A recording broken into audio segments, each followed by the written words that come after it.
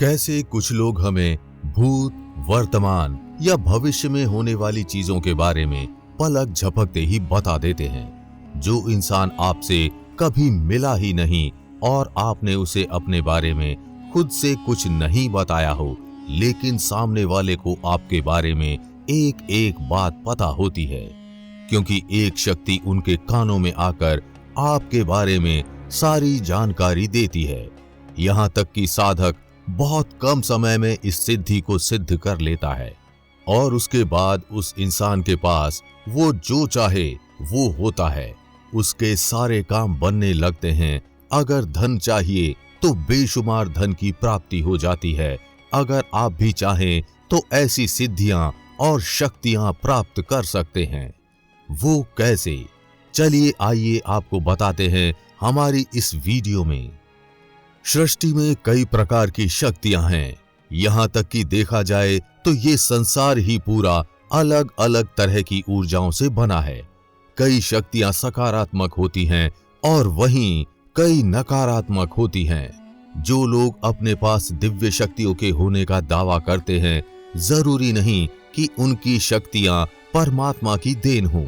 कई बार ऐसे लोग भी होते हैं जो अपने पास दिव्य शक्ति होने का दावा करते हैं, परंतु उनके पास कोई सकारात्मक शक्ति नहीं बल्कि काली प्रेत शक्तियां होती हैं, जो थोड़े समय के लिए इंसान को सब कुछ दे देंगी, लेकिन कुछ समय बाद उस इंसान को पागल भी बना सकती हैं।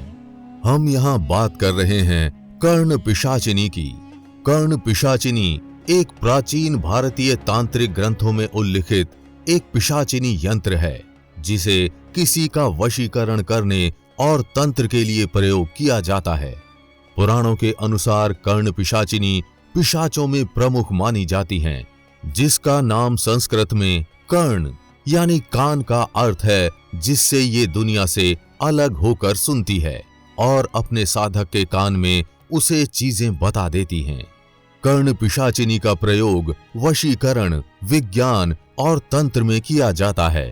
कर्ण पिशाचिनी पिशाच योनि की एक ऐसी सिद्धि है जिसे साधक बहुत ही कम समय के अंदर अंदर सिद्ध कर सकते हैं। कर्ण पिशाचिनी की सिद्धि एक ऐसी सिद्धि है जो अपने साधकों को एक साथ बहुत सारी शक्तियां प्रदान कर देती हैं।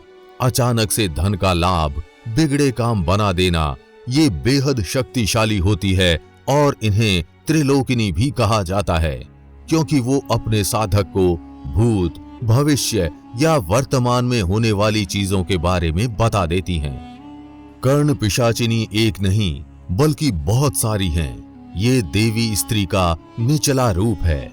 ये यक्षिणी का रूप है, जो कि पिशाच योनि के होते हैं। जब कोई साधक इसे सिद्ध करता है, तब कोई एक कर्ण पिशाचिनी उसे मिल जाती है। अगर वो साधक किसी के सामने जाता है, तब कर्ण पिशाचिनी उस इंसान के बारे में साधक को सब जानकारी दे देती है। कर्ण पिशाचिनी साधक को अपने परिवार वालों के बारे में भी पल पल की खबर दे देती है और छोटी से छोटी बात बता देती है, जिसके कारण वो साधक अपने परिवार से भी घृणा करने लगता है।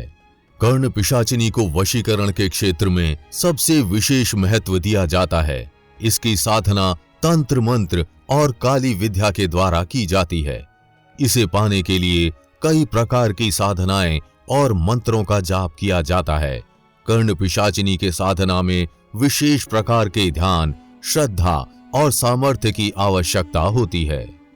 ये प्रक्रिया अनुष्ठान से की जाती है, जिसमें साधक को विशेष रूप से शुभ मुहूर्त का ध्यान रखना पड़ता है। इस सिद्धि को ज्यादातर अघोरी, तांत्रिक या वामाचार साधक ही सिद्ध करते हैं, क्योंकि एक गृहस्थ व्यक्ति का इसको सिद्ध करना असंभव होता है, क्योंकि जो इसकी सिद्धि करना चाहता है उस इंसान को गृहस्थ जीवन से दूर रहना होगा और अपना पूरा समय ध्यान में लगाना होगा।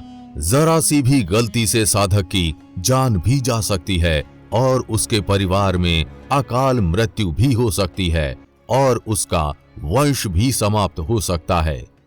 कर्ण पिशाचिनी की साधना वामाचार से की जाती है।